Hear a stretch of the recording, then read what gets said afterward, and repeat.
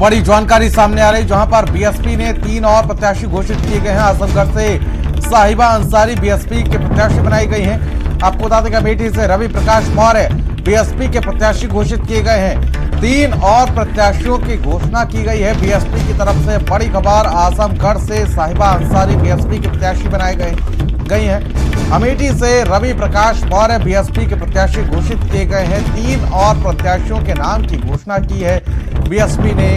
आजमगढ़ से साहिबा अंसारी बीएसपी के प्रत्याशी घोषित की गई हैं। अमेठी से अगर बात की जाए तो रवि प्रकाश मौर्य पर मायावती ने भरोसा जताया है। 3 प्रत्याशियों की घोषणा की गई है। बड़ी और अहम जानकारी आप तक पहुंचा रहे हैं। आजमगढ़ से साहिबा अंसारी प्रत्याशी घोषित की गई है। अमेठी से रवि प्रकाश मौर्य पर भरोसा जताया है।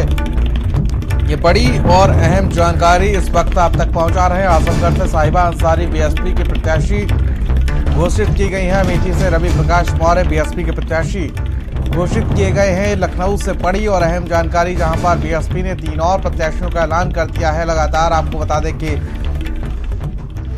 मायावती 2024 के लोकसभा चुनाव को लेकर अपने पत्ते खोलती हुई, और आपको बता दें कि 3 और प्रत्याशियों की घोषणा की गई है। लखनऊ से ये बड़ी खबर, आजमगढ़ से साहिबा अंसारी को प्रत्याशी बनाया गया है।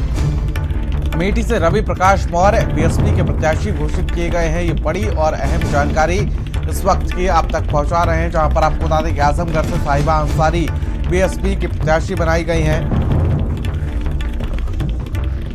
और अमेठी से रवि प्रकाश पर भरोसा जताया गया है।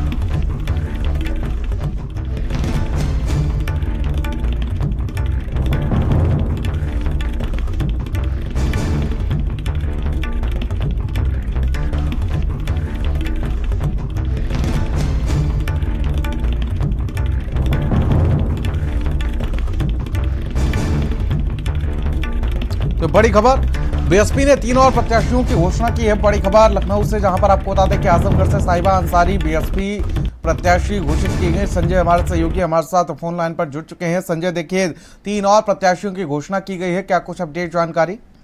बिल्कुल, लोकसभा चुनाव को लेकर के लगातार बीएसपी अपनी समय समय पर लिस्ट जो है वो जारी कर रही है, और आज 9वीं लिस्ट उन्होंने जारी की है। और खास करके मैं बताऊं आपको कि वो बड़ी सीटें जो वीआईपी सीटें कही जाती हैं, चाहे अमेठी की बात करें, आजमगढ़ की बात करें, संत कबीर नगर की बात करें, तो आजमगढ़ और अमेठी ये बहुत बड़ी सीटें हैं जहां पर बीएसपी ने अपना कैंडिडेट उतारा है। अगर अमेठी की बात करें तो रवि कुमार मौर्य पर दांव लगाया है। वही साहिबा अंसारी आजमगढ़ में उन्होंने मुस्लिम कार्ड खेला है। आपको याद होगा कि उपचुनाव जब आजमगढ़ के हुए थे अखिलेश यादव की सीट खाली होने के बाद, तब भी वहां पर गुड्डू को उतारा था, जिससे कहीं न कहीं बसपा को एक बड़ी बढ़त हासिल हुई थी, और हालांकि जीत बीजेपी के खाते में गई थी और धर्मेंद्र यादव हार गए थे। ऐसे में धर्मेंद्र यादव फिर से आजमगढ़ से कैंडिडेट है, तो एक बार फिर मुस्लिम वोटों का ध्रुवीकरण न हो और एक तरफा वो समाजवादी पार्टी या इंडिया गठबंधन को न जाए, तो कहीं ना कहीं सपा और इंडिया गठबंधन के रथ को रोकने का प्रयास पूरी तरीके से बसपा की तरफ से किया गया है, और यही वजह है कि साहिबा अंसारी को वहां से उम्मीदवार बनाया गया है। जी ठीक है, बहुत बहुत शुक्रिया संजय तमाम जानकारी के लिए।